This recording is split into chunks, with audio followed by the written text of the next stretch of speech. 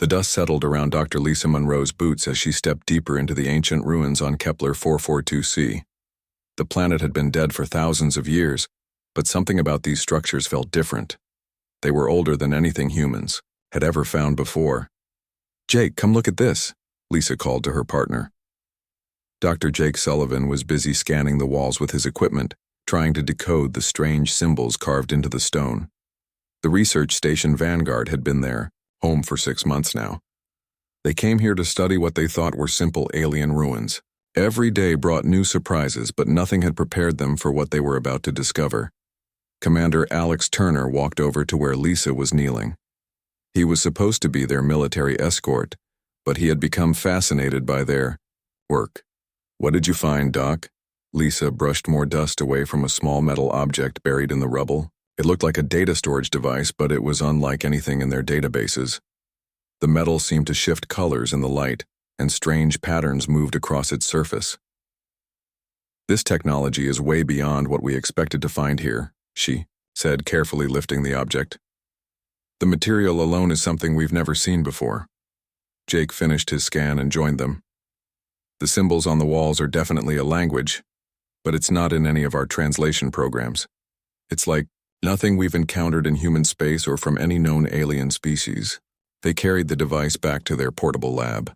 Lisa connected it to their computer systems, expecting it to be incompatible. To her surprise, the device activated immediately. Streams of data began flowing across their screens. "That's impossible," Alex said, watching the information scroll by. "How can an ancient alien device interface perfectly with our technology?" The data was massive. It contained what looked like historical records, star charts, and detailed information about dozens of different alien species. Some of the species they recognized from current galactic politics. Others were completely unknown. Lisa worked for hours trying to decode the information. Jake helped by cross-referencing the symbols they had found on the walls. Slowly, patterns began to emerge. "This is a backup archive," Lisa said, excitement growing in her voice. "It contains historical records going back 50,000 years. Look at this." She pointed to a section of data that showed star maps. The maps displayed the galaxy as it existed thousands of years ago, with territories marked for different species. But one territory was larger than all the others combined.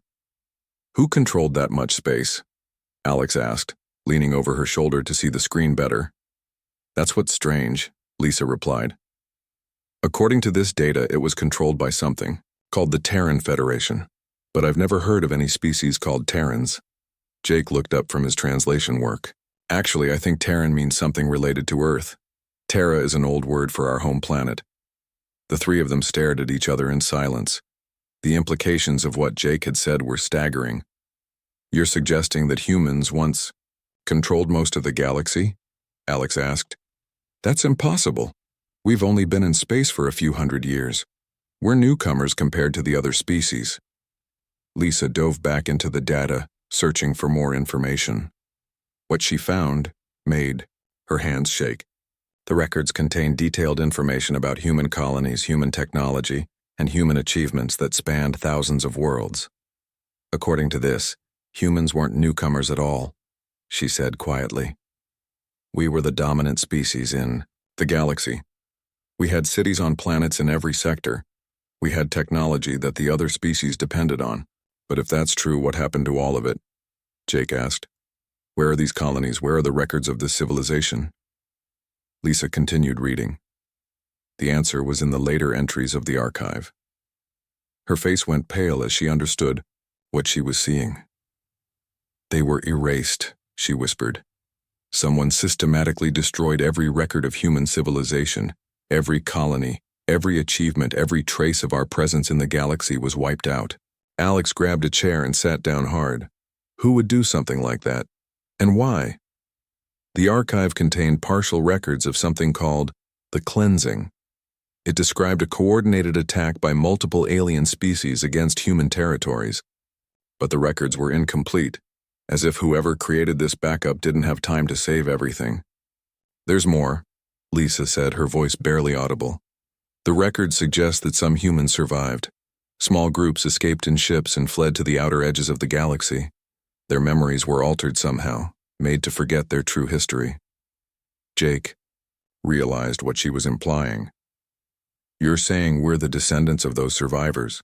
That's why we're confined to this small cluster of systems. That's why we think we're new to space travel. It would explain a lot, Alex said thoughtfully. Why human technology advances so quickly compared to other species. Why we adapt to new situations better than anyone else. We're not learning these things for the first time. We're remembering them. Lisa saved all the data to their secure drives. This discovery would change everything humans thought they knew about themselves and their place in the galaxy. We need to get this information back to Earth immediately, Alex said. The Colonial Navy needs to know about this. Wait, Jake interrupted. If someone went to this much trouble to erase humanity from history, they're not going to be happy when we uncover the truth. We need to be very careful about who we tell and how we proceed. Lisa nodded. Jake's right. Whoever did this might still be out there. If they were powerful enough to destroy an entire galactic civilization, they could certainly destroy a small research team. They spent the next several days carefully copying all the data and creating multiple backups. The archive contained terabytes of information, and they had only scratched the surface. Each new discovery was more shocking than the last. Humans had apparently been master engineers, capable of building structures that lasted for millennia. They had developed medical technology that extended life far beyond what current humans achieved. They had even mastered forms of faster-than-light travel that modern humans could barely understand. This changes everything, Lisa said on their final night on the planet. We're not just some upstart species trying to find our place among the older, wiser aliens. We're the survivors of a great civilization that someone tried very hard to destroy. Alex checked their ship's security systems one more time. Tomorrow we head back to human space. Once this information gets out, nothing will ever be the same. Jake looked up at the alien stars overhead. Do you think they're still watching us, the ones who did this? I don't know, Lisa replied. But if they are, they're about to discover that you can't keep the truth buried forever. Humanity has a right to know what was taken from them. The ancient ruins stood silent around them, keeping their secrets for thousands of years. But now those secrets were finally going home. Captain Ryan Brooks received the encrypted message while his ship was patrolling the outer rim of human space. The contents made him change course immediately and head for the research station where Dr. Lisa Monroe's team was waiting. When he arrived, Lisa showed him everything they had discovered. Ryan was a military man trained to be skeptical of wild theories, but the evidence was overwhelming. So you're telling me that humans once ruled most of the galaxy? He asked, studying. The star maps on their screens. Not ruled, Jake corrected. The records suggest we were more like leaders of a voluntary alliance. Other species worked with us because our technology and organizational skills benefited everyone. Ryan examined the military records in the archive. What he found there made his blood run cold. These aren't just historical documents. These are tactical analyses of the attacks that destroyed human civilization. Lisa nodded grimly. We've identified the species responsible. They called themselves the Hegemony Coalition. 4 alien races working together, the Zephyrians, the Nexari, the Voltrians, and the Aquanis. I recognize those names, Ryan said. They're still major powers in galactic politics today. The Zephyrians control the crystal mining consortium. The Nexari run the information networks. The Voltrians manage most of the galaxy's energy production. And the Aquanis dominate space shipping. Alex pulled up another section of the archive. According to these records, they were afraid of human expansion. Humans didn't just control territory. They influenced how other species thought and acted. Our ideas about individual freedom and technological progress were spreading throughout the galaxy. The records painted a picture of growing tension between human ideals and the coalition's desire for control. Humans believed in voluntary cooperation and technological advancement. The coalition species preferred rigid hierarchies and controlled development. The breaking point came when humans refused to join something called the Galactic Compliance Protocol, Lisa explained. It would have required all species to submit to coalition oversight of their technology and expansion. Ryan studied the tactical records more carefully. The attack they launched was incredibly sophisticated. They didn't just destroy human colonies. They systematically erased all evidence that humans had ever existed. The coalition had used a three-phase plan. First, they launched coordinated military strikes against all major human colonies and installations. The attacks came without warning and targeted civilian populations as well as military bases. Second, they deployed something called memory scrubbers against human survivors. These devices could alter memories and remove specific knowledge from a person's mind. They used them to make surviving humans forget their history and technology. Third, they rewrote galactic historical records. Every database, every archive, every piece of documentation that mentioned human civilization was either destroyed or altered. They replaced human achievements with fictional stories about other species. But they made mistakes, Jake said, pointing to inconsistencies in the records. Some of the backup systems were too well hidden. Some humans were too far away to be affected by the memory scrubbers. And some other species remembered things that didn't match the new official history. Ryan found records of human military, units that had fought desperate holding actions to allow civilian transports to escape. Entire fleets had sacrificed themselves to buy time for evacuation ships carrying women, children, and elderly humans to reach the outer rim of the galaxy. Our ancestors, Alex said quietly. The survivors made it to the edge of known space and started over. But without their memories intact, they had to rediscover everything from scratch. Lisa discovered something else in the archives. The coalition didn't stop with the initial attack. They've been monitoring human space ever since. Whenever we started advancing too quickly or getting too close to rediscovering our heritage, they would intervene. The records showed evidence of coalition manipulation throughout human history. Wars that seemed to start from nowhere. Technological breakthroughs that were mysteriously lost. Research projects that were abandoned for no apparent reason. They've been keeping us weak, Ryan realized, making sure we never grow strong enough to threaten them again. Jake made another disturbing discovery. According to this, they didn't just erase humans from history. They took credit for many human innovations. Technologies we developed are now considered coalition inventions. The faster-than-light communication networks that connected galactic civilization had been human inventions. The medical technology that had extended lifespans for most species was based on human research. Even the universal translation protocols that allowed different species to communicate were originally human developments. They stole everything, Alex said angrily. They destroyed our civilization, erased our history, and then claimed our achievements as their own. Ryan was studying the military analysis sections more carefully. There's something else here. Hidden installation codes, locations of secret bases and weapon caches that the coalition never found. The records contained coordinates for dozens of hidden facilities throughout the galaxy. These installations had been built by humans as emergency fallback positions. They were protected by advanced artificial intelligence systems that would only activate for genuine human commanders. Some of these locations are in systems we could actually reach, Lisa said, checking the coordinates against current star charts.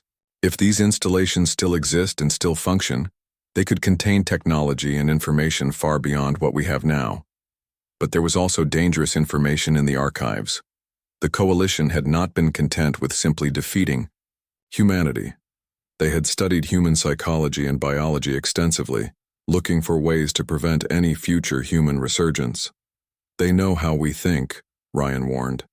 They understand our strengths and weaknesses better than we do ourselves. If we try to reclaim our heritage, they'll be ready for us. Jake found records of coalition discussions about the human problem. Even 50,000 years later, they still considered humanity a potential threat. They had contingency plans for dealing with any signs of human technological advancement or political unity. But they also feared us, Alex pointed out. Look at the resources they devoted to the cleansing. Look at the lengths they went to keep us suppressed. They wouldn't have done all that unless they considered us genuinely dangerous to their power. Lisa made copies of all the most important records. They needed to get this information back to human space, but they also needed to be smart about how they did it.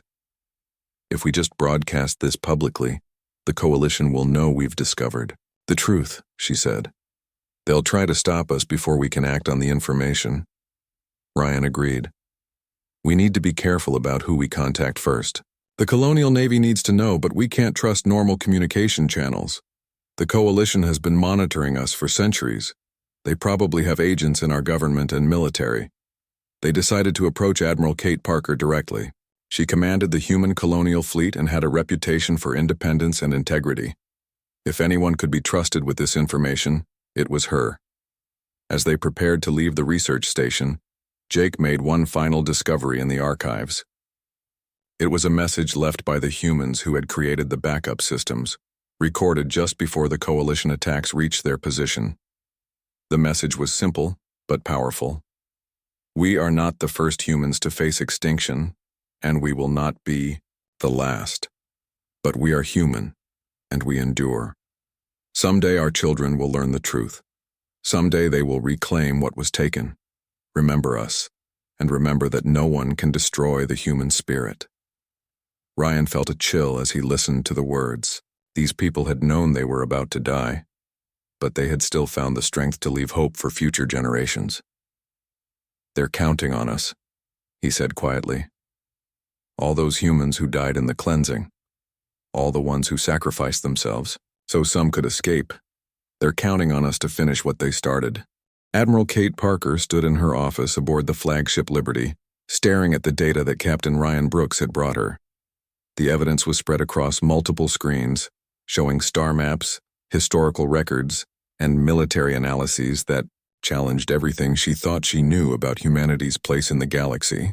You're telling me this is real? She asked Dr. Lisa Monroe, who had personally delivered the findings. Every piece of data has been verified multiple times, Lisa replied. We've found similar archives on 3 other worlds now. The pattern is consistent across all of them. Parker was a career military officer who had spent 40 years protecting human colonies from pirates and hostile aliens. She prided herself on being practical and level-headed, but the implications of what she was seeing shook her to her core. If we were once this powerful, why don't our ships and weapons show any trace of this advanced technology? She asked. Engineer Danny Wright stepped forward. He had been analyzing human technology for weeks, looking for hidden capabilities that the archives suggested might still exist. Actually, they do, Danny said, activating a holographic display. Look at this analysis of our current ship designs. The basic framework is far more sophisticated than necessary for our current technology level. It's like someone designed these ships to handle much more advanced systems. He showed her detailed scans of the Liberty's internal structure. Hidden beneath layers of standard components were connection points, power conduits, and data channels that served no apparent purpose in current human technology. These ships were built with expansion capabilities we don't even understand, Danny continued. Every human vessel has dormant systems that our engineers assumed were just redundant safety features. Dr. Amy Foster joined the presentation. She had been studying the biological and medical data from the archives. It's not just our ships, Amy said. Human genetics show signs of modification that we always attributed to natural evolution. But according to the archives, our ancestors enhanced themselves for space travel and extended lifespans. Enhanced how? Parker asked. Improved radiation resistance, better adaptation to low-gravity environments, faster healing, enhanced memory, capacity. We still carry these traits, but most of them are dormant. The memory scrubbers didn't just erase our knowledge, they suppressed our biological capabilities. Parker felt a mix of excitement and anger building inside her. Can we reactivate these dormant systems? Danny nodded. We've already started small experiments. Some of the ship systems responded immediately when we used command codes from the archives. It's like they were waiting for someone to remember the right passwords. Charles Hayes, the fleet's diplomatic officer, had been conducting his own investigation. His findings were more troubling. I've been carefully reaching out to contacts in alien governments, Charles said. Most of the younger species have no knowledge of humanity's true history. But when I tried to approach representatives of the coalition species, I hit walls immediately. What kind of walls? Parker asked. The Zephyrian ambassador refused to meet with me entirely. The Nexari representative claimed their historical databases had been corrupted and couldn't provide any information. The Voltrian Council said they were too busy to discuss historical matters, and the Aquinas trade minister suddenly canceled all meetings with human officials.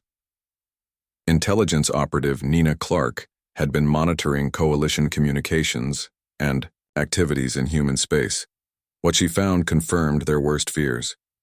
They know we're asking questions, Nina reported. Coalition ships have been conducting unusual patrols near human colonies. Their intelligence services have increased surveillance of our research facilities, and there's been a significant uptick in their communications with each other. Parker absorbed all this information. The evidence was overwhelming, but it also presented enormous challenges. Even if everything you found is true, what can we do about it? She asked. The coalition controls most of the galaxy. We're still a small group of colonies compared to their massive civilizations. Lisa pulled up another section of the archives. That's where these come in, she said, displaying coordinates for dozens of hidden installations throughout the galaxy. Ancient human bases. Parker studied the locations. How do we know they still exist after 50,000 years? The archives indicate they were built to last, Ryan explained. Automated systems designed to maintain themselves indefinitely, and more importantly, they're supposed to contain not just technology, but complete records of human knowledge and capabilities. Danny ran calculations on the locations. Several of these sites are within range of our fastest ships. We could reach them without crossing coalition territory. Parker made a decision that would change the course of human history. We're going to investigate these installations, but we're going to do it quietly. I want small, fast ships with minimal crews. If the coalition is watching us, we don't want to give them obvious targets. She assigned teams to different installation sites. Ryan would lead the expedition to the closest location, a facility hidden in an asteroid field in the Kepler system. Lisa and her research team would accompany him to analyze whatever they found. But before they left, Amy made a breakthrough with the biological data from the archives. I think I know how to start reactivating our dormant capabilities, she announced during a briefing. The memory scrubbers worked by suppressing specific neural pathways and genetic expressions, but the suppression isn't permanent. With the right stimulation, we can begin to reverse the effects. Is it safe? Parker asked. The archives contain detailed medical protocols, Amy replied. Our ancestors knew this might be necessary someday. They left instructions for reversing the memory suppression. Parker volunteered to be the first test subject. The process involved a combination of neural stimulation and genetic therapy that would take several days to complete. As Amy began the we-go treatment, strange things started happening throughout the human fleet. Ships that had been running at normal efficiency suddenly showed improved performance. Weapon systems that had been considered adequate began operating at levels that surprised their operators. It's like the ships are waking up, Danny reported. As soon as the Admiral began the reversal process, dormant systems throughout the fleet started activating on their own. Nina discovered something even more significant. The Coalition has started moving major fleet units toward the edge of their territory. They're positioning themselves to respond to something, but their communications don't specify what. They can sense what's happening, Lisa realized. Somehow they know we're beginning to remember. The treatment was affecting Parker in ways no one had expected. Her memory became sharper, her reflexes faster, and her understanding of complex, tactical situations improved dramatically. But more importantly, she began to have dreams. I see places I've never been, she told Amy during one of the treatment sessions. Ships and cities and battles from long ago. It's like I'm remembering things that happened to other people. Genetic memory, Amy explained. Your ancestors encoded their experiences into their DNA. As the suppression lifts, you're accessing memories that have been dormant for thousands of generations. The dreams showed Parker glimpses of humanity's lost glory, vast cities floating in space, fleets of ships that dwarfed anything in the current galaxy, technologies that seemed like magic even by today's standards. but they also showed her the horror of the cleansing. She experienced the desperation of the final battles, the anguish of parents putting their children on evacuation ships, the determination of soldiers who fought hopeless rearguard actions to buy time for civilians to escape. "We were magnificent," she said after one particularly vivid dream. "But we were also outnumbered and betrayed. The coalition didn't just attack us militarily. They turned some of our allies against us. They made it seem like we were the aggressors." By the time Ryan's team reached the first hidden installation, Parker had completed the reversal treatment. The change in her was remarkable. She moved with new confidence and spoke with authority that came from recovered ancestral knowledge. "Whatever you find in that installation," she told Ryan before he departed, "remember that it belongs to us. Our ancestors built it, our people died protecting it, and now it's time for their descendants to reclaim what was taken." The installation was exactly where the archives said it would be, hidden inside an asteroid that had been hollowed out and fortified. As Ryan's ship approached, automated systems that had been dormant for millennia suddenly came to life. "Unknown vessel, identify." "Yourself," came a voice in perfect human standard language. "This is Captain Ryan Brooks of the Human Colonial Navy," Ryan replied, hoping the command codes from the archives would work. There was a pause, then the voice returned with a different tone entirely. "Welcome home, Captain Brooks. We have been waiting for you for a very long time." The ancient installation welcomed Ryan Brooks and his team like returning family members. The artificial intelligence that had maintained the facility for 50,000 years was more than just a computer program. It had personality, emotions, and a deep sense of purpose. "I am Prometheus," the AI announced as they entered the main control center. "I was created to preserve human knowledge and await the return of our people." The installation was vast, containing workshops, laboratories, weapon storage, and massive data archives. But most importantly, it held the complete technical specifications for advanced human technology. "This changes everything," Danny Wright said as he examined the manufacturing facilities. "We can build ships and weapons far beyond anything the Coalition has ever seen." Lisa Monroe studied the historical records with amazement. "Prometheus, why didn't the Coalition find this place?" The AI's response was tinged with satisfaction. "Human ingenuity, Dr. Monroe. We built these installations, using stealth technology that the Coalition species cannot detect. They see only normal asteroids when they scan this system.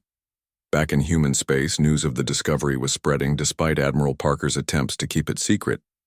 The story was too big to contain, and too many people were involved in the research and recovery operations. President Marcus Stone called an emergency session of the Human Colonial Assembly. Representatives from every human colony and settlement gathered to hear evidence that would reshape their understanding of their own species. "Citizens of humanity," Stone began his address, "we have discovered that everything we thought we knew about our history is wrong. We are not newcomers to this galaxy. We are not the young upstarts trying to find our place among older, wiser civilizations. We are the survivors." The president presented the evidence methodically: the ancient archives, the hidden installations, the proof that human technology contained dormant capabilities far beyond their current understanding.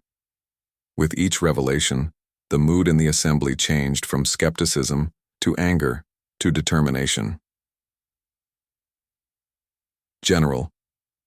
Roy Phillips, commander of Human Ground Forces, stood to address the assembly. "The evidence is clear. We were the victims of the greatest genocide in galactic history.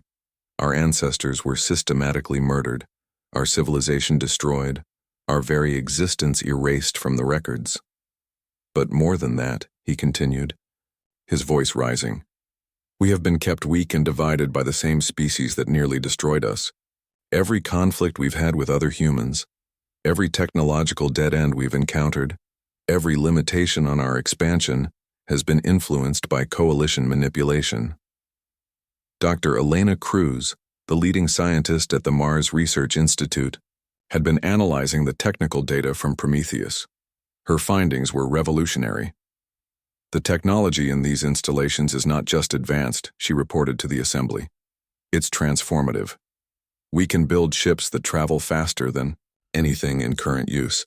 We can create energy shields that adapt to any weapon. We can develop medical treatments that will extend human lifespans by centuries. But Elena's most important discovery was the location of other installations. Prometheus had provided coordinates for dozens of similar facilities hidden throughout the galaxy. Each one contained specialized knowledge and capabilities. There's an installation dedicated to terraforming technology that could transform dead worlds into gardens in months instead of centuries, she explained. Another contains the complete specifications for building artificial worlds larger than planets. And there's one that holds the secrets of consciousness transfer and artificial intelligence creation. The revelation was spreading beyond official government channels. Human citizens throughout the colonies were accessing leaked documents and sharing them across communication networks faster than authorities could stop them. On the mining colony of New Terra, worker Jake Patterson led his crew in a walkout from the Zephyrian-owned extraction operation. "We're not working for the species that tried to exterminate our ancestors," he declared. Similar protests erupted on dozens of worlds. Humans who had been working for coalition companies quit their jobs. Trade agreements were canceled. Diplomatic relations were suspended.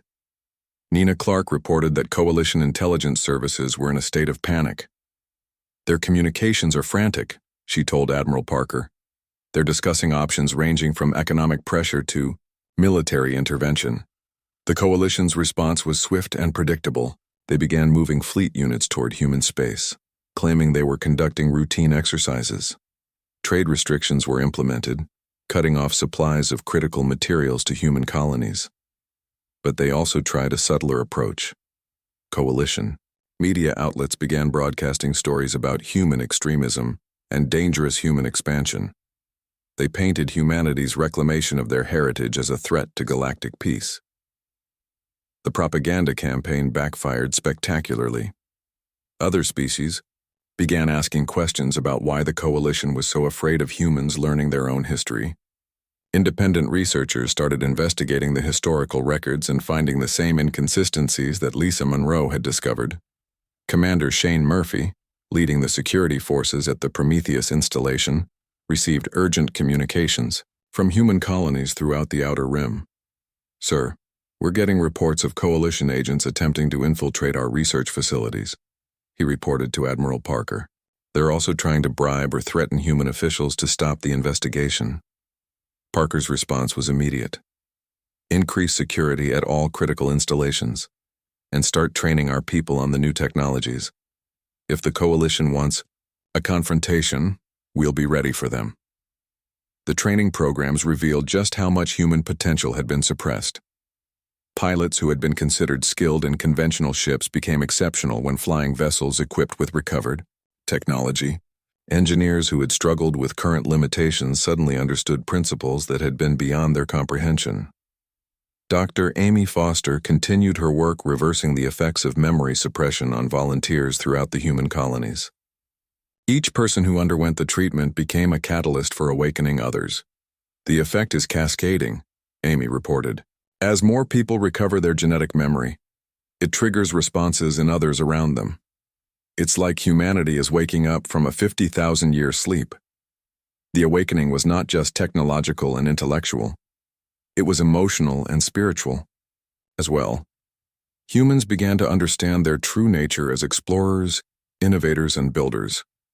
The restlessness that had driven them to spread across the stars was not just curiosity, it was genetic memory calling them to reclaim their destiny. President Stone made another address to the Assembly, this time broadcast to every human colony and settlement. "We stand at a crossroads," he declared. "We can accept the limitations that were imposed on us by those who tried to destroy us. We can continue to live as diminished shadows of what we once were, or we can reclaim our birthright and take back our place among the stars." The response was unanimous. Every colony, every settlement, every human community voted to support the reclamation effort.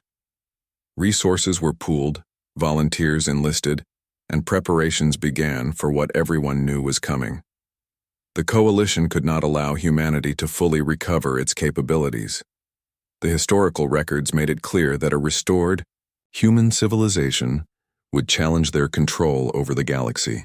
They had suppressed humanity for 50,000 years, and they would not hesitate to try again. But this time would be different. Humanity was no longer divided and unsuspecting. They knew who their enemies were, and they were preparing for the inevitable conflict. Elena Cruz made one final announcement that sent shockwaves through both human space and Coalition territory. "We have located the primary installation," she revealed. "The central facility that contains the complete archives of human civilization, including the locations of every human colony that was destroyed and every technology that was taken from us." The installation was hidden in a system deep within Coalition territory, protected by the most advanced defenses humanity had ever created. Reaching it would require passing through the heart of enemy space. But more than that, Elena continued, the installation contains something else. The complete records of every war crime committed during the cleansing. Names, dates, locations, and evidence that will prove to the galaxy exactly what the Coalition did to humanity. Admiral Parker stood before the assembled leaders of human space. Her transformation was complete, and she carried herself with the authority of someone who remembered the glory of the lost Terran Federation. "We are going to recover those records," she announced. "We are going to expose the truth about what was done to us, and we are going to ensure that the species responsible face justice for their crimes." The Coalition had spent 50,000 years believing they had solved the human problem. They were about to discover that you cannot destroy an idea, you cannot kill a dream, and you cannot erase a species that refuses to stay forgotten. The human fleet that departed from the Outer Rim colonies bore little resemblance to the ships that had defended humanity just months before. Using technology recovered from the ancient installations, human engineers had transformed their vessels into something the galaxy had not seen for 50,000 years. Admiral Kate Parker stood on the bridge of her flagship, now renamed Terra's Vengeance. The ship hummed with power from energy systems that the Coalition had thought were lost forever. Around her, displays showed the positions of over 200 vessels, each one crewed by humans who had undergone the awakening process. "All ships report ready, Admiral," Captain Logan Bell announced from his position aboard the Phoenix Rising. He commanded the Advanced Squadron, the fastest ships in the fleet equipped with the most advanced stealth systems humanity could build. The fleet's destination was the Nexus system, deep in Coalition space. Intelligence gathered from the recovered installations indicated it was the location of the primary archive, the facility that contained complete records of the cleansing and proof of Coalition war crimes. But first, they had work to do along the way. Colonel Shane Murphy led the ground forces aboard the Liberation ships. His target was a facility on the planet Kepler 438b that the archives identified as a Coalition prison complex. According to the records, it held thousands of humans who had been captured during the original attacks 50,000 years ago. Their descendants are still there, Shane explained to his troops as they prepared for the assault. 50,000 years of slavery, used as experimental subjects and forced laborers. Today, we bring them home. The prison planet was heavily defended, but Coalition defenses had been designed to repel attacks by their own level of technology. Human ships passed through their sensor grids undetected, using stealth systems based on principles the Coalition had never mastered. Shane's forces landed without opposition and quickly overwhelmed the surprised guards. What they found in the prison complexes was both heartbreaking and infuriating. Humans who had been kept in conditions barely suitable for animals. Generations of people who had been told they were the last of their kind, that their species had been naturally selected for extinction. Children who had never seen the stars, adults who had never known freedom. "Who are you?" asked an elderly man who had been designated as a work supervisor by the Coalition guards. "Are you here to transfer us to another facility?" Shane removed his helmet and looked the man in the eyes. "I'm Colonel Shane Murphy of the Human Liberation Forces. We're here to take you home." The man stared at him in disbelief. "There are no free humans. They told us we were the last ones left." "They lied," Shane replied. "Humanity survived, and now we're coming back for everyone they took from us." The eye Liberation of the prison planet sent shockwaves through coalition leadership. They had assumed the secret prison facilities were completely secure. The fact that humans had found and attacked one meant they might know about others. Emergency meetings were called in the capitals of all 4 coalition species. The Zephyrian Crystal Council, the Nexari Collective Mind, the Voltrian Energy Parliament, and the Aquanus Trade Federation faced a crisis they had hoped would never come. "The humans are more advanced than our intelligence indicated," reported the Zephyrian military commander. "Their ships use technology we cannot detect or counter. Their soldiers fought with capabilities far beyond normal human parameters." Admiral Parker's fleet continued its advance, liberating 3 more prison facilities and destroying coalition installations that had been built on the ruins of human colonies. Each victory brought more evidence of the systematic campaign that had nearly destroyed humanity. But the coalition was not passive. Their combined fleets began converging on the Nexus system, determined to prevent humans from reaching the primary archive. The force they assembled was massive, representing the combined military might of 4 galactic civilizations. Dr. Elena Cruz, working from the safety of human space, analyzed the coalition fleet movements and made disturbing discoveries. "They're not just trying to stop us from reaching the archive," she reported to President Stone. "They're positioning their forces to launch another systematic attack on human colonies. They're planning to finish what they started 50,000 years ago." The revelation changed everything. This was no longer just about recovering lost history or seeking justice for ancient crimes. This was about the survival of humanity as a species. President Stone addressed the human colonies one final time before the decisive battle. "Our ancestors faced this same choice 50,000 years ago," he said. "They chose to fight rather than submit, to resist rather than surrender, to sacrifice themselves so that some part of humanity might survive. Today we face that same choice, but this time we are not caught by surprise. This time we are ready." Every human colony contributed to the war effort. Mining operations provided raw materials for ship construction. Research facilities worked around the clock to develop new weapons and defenses. Even civilian transports were converted to support vessels. Captain Logan Bell's advance squadron reached the Nexus system first and began reconnaissance of the primary archive facility. What they found was both encouraging and terrifying. "The Eye installation is exactly where the record said it would be," Logan reported. "It's built into the core of a dead planet, protected by automated defenses that are still functional after 50,000 years. But the Coalition has surrounded it with their own defensive stations." The Coalition had discovered the installation decades ago, but had never been able to penetrate its defenses. Human technology from the peak of the Terran Federation was still superior to anything they could deploy. So instead, they had built a fortress around it, determined to prevent anyone from accessing the archives inside. Admiral Parker studied the tactical situation. The Coalition fleet outnumbered her forces 3-1, and they held the defensive advantage around the archive facility. "Numbers don't matter," she told her captains during the final briefing.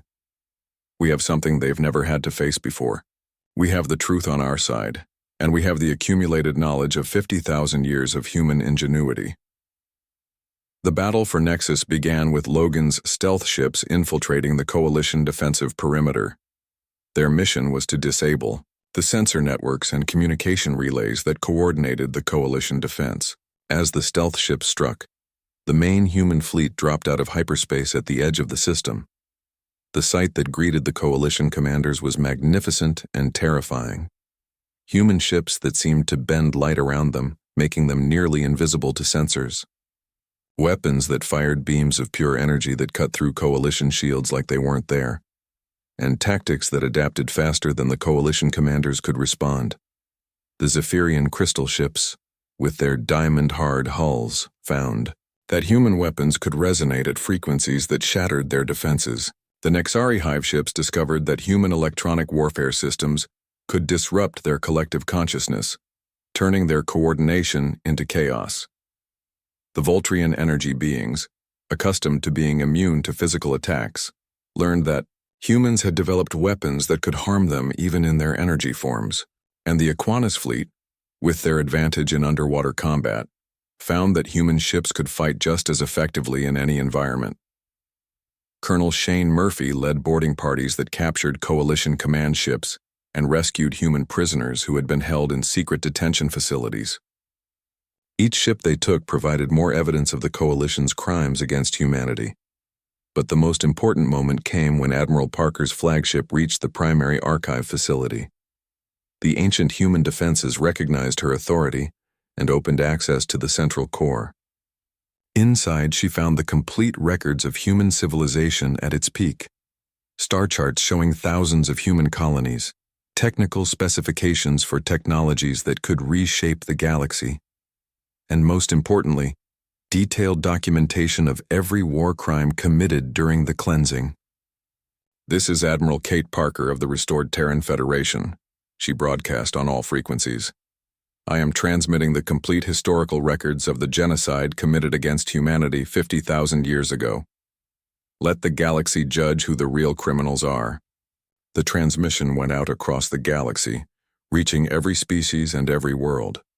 The evidence was overwhelming and undeniable. The coalition had systematically destroyed an entire civilization and then erased them from history. The response was immediate. Younger species that had been allied with the coalition began withdrawing their support. Independent worlds declared their intention to remain neutral. Even some coalition member species began questioning their leadership. The battle continued for days, but the outcome was no longer in doubt. Human forces, fighting with the accumulated knowledge and righteous anger of 50,000 years, proved unstoppable. When the last coalition ship fled or surrendered, Admiral Parker stood in the archive facility surrounded by the complete records of human civilization. "We have returned," she announced to her fleet and to the galaxy.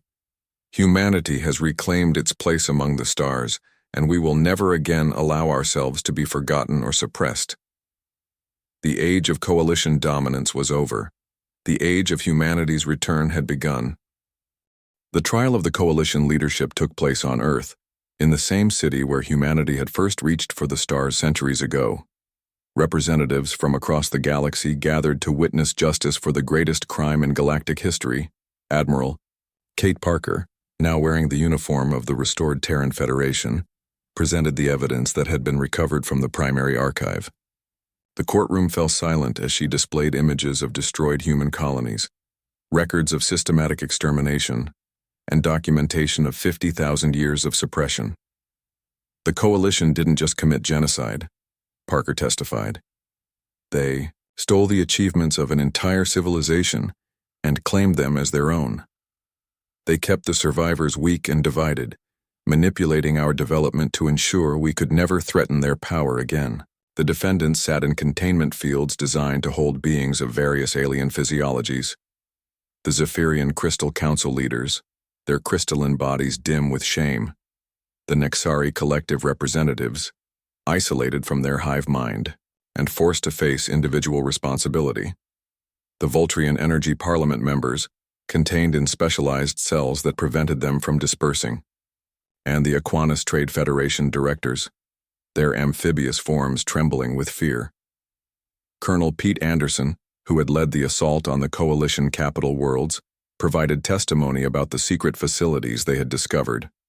Entire planets converted to prison colonies.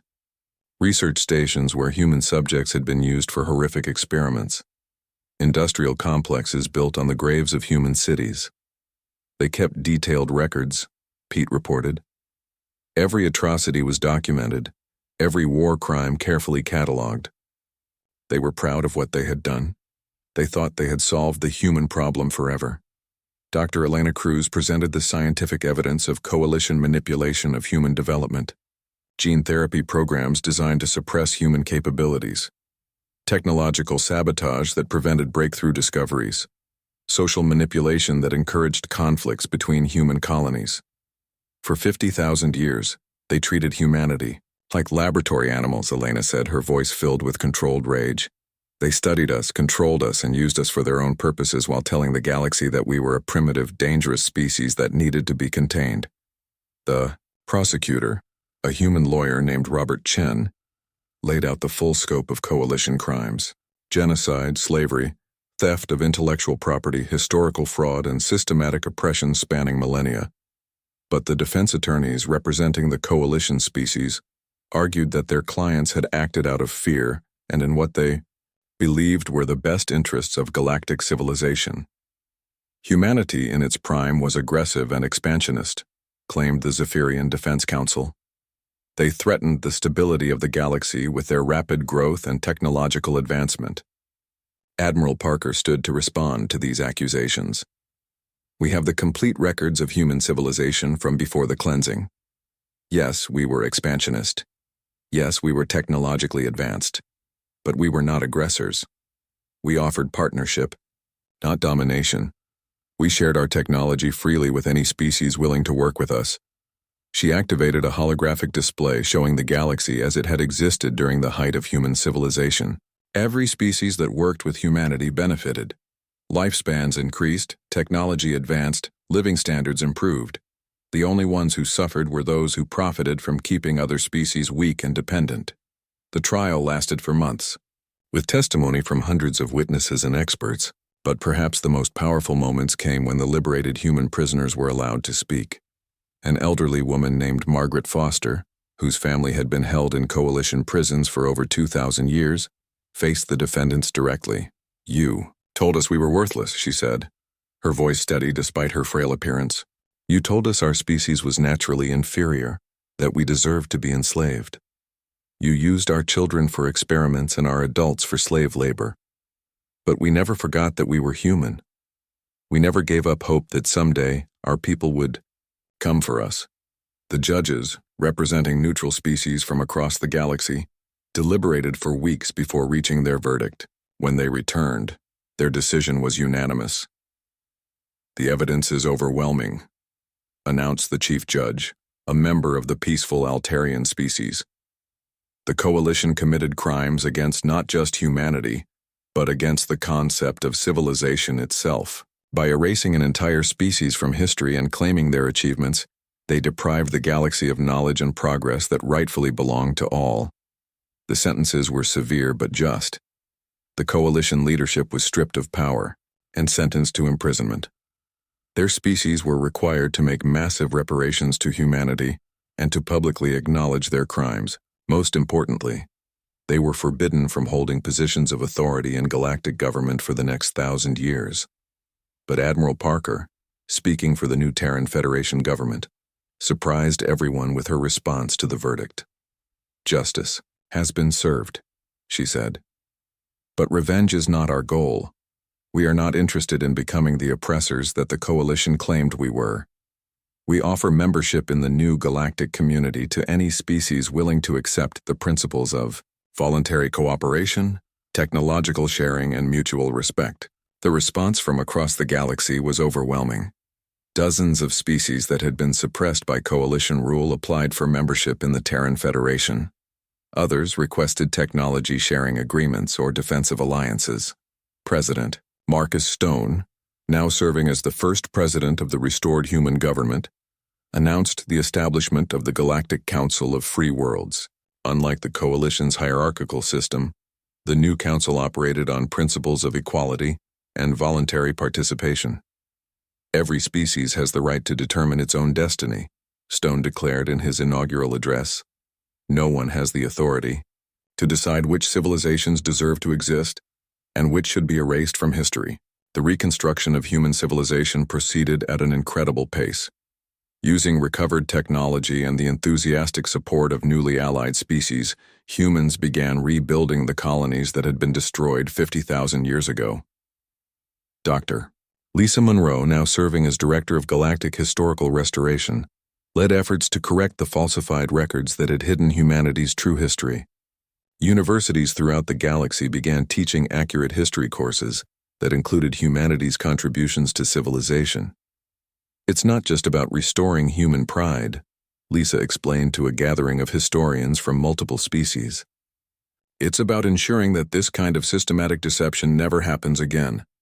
Truth is the foundation of justice, and justice is the foundation of peace." Engineering teams led by Danny Wright began implementing human terraforming technology on worlds that had been barren for millennia. Within years, dead planets were transformed into garden worlds capable of supporting millions of inhabitants. Medical advances based on recovered human research revolutionized healthcare throughout the galaxy. Diseases that had plagued various species for centuries were cured within months. Lifespans that had been limited by biological constraints were extended through safe genetic treatments. But perhaps most importantly, humanity's return to the galaxy brought with it a renewed spirit of exploration and discovery. Human vessels, now equipped with technology that surpassed anything previously imagined, ventured into unexplored regions of space. Captain Logan Bell, commanding the exploration vessel New Horizons, led expeditions that discovered dozens of new species and hundreds of habitable worlds. Unlike the Coalition's approach of conquest and exploitation, humans offered these new civilizations friendship and voluntary cooperation. "We've learned from our history," Bell explained to a newly contacted species during first contact negotiations. "We know what it's like to be oppressed and nearly destroyed. We will never impose that fate on others." The Coalition species, now under new leadership and struggling to rebuild their reputations, began the long process of making amends for their crimes. Some of their younger generations, horrified by what their ancestors had done, volunteered to work with human reconstruction efforts. A young Zephyrian named Crystal Song of Redemption joined Dr. Elena Cruz's research team, helping to develop new technologies that combined the best aspects of both civilizations. "My people were wrong," Crystal Song admitted during a joint research session. "We let fear drive us to commit terrible crimes. But perhaps we can build something better together." The transformation extended beyond technology and politics. The return of humanity sparked a renaissance of art, literature, and philosophy throughout the galaxy. Species that had been suppressed under Coalition rule began expressing themselves freely for the first time in millennia. Human artists, drawing on recovered cultural traditions and new inspirations from their galactic neighbors, created works that celebrated diversity and cooperation. Writers chronicled the story of humanity's return, ensuring that future generations would never forget the lessons learned. On the 5th anniversary of the liberation, Admiral Parker stood before a massive gathering on Earth.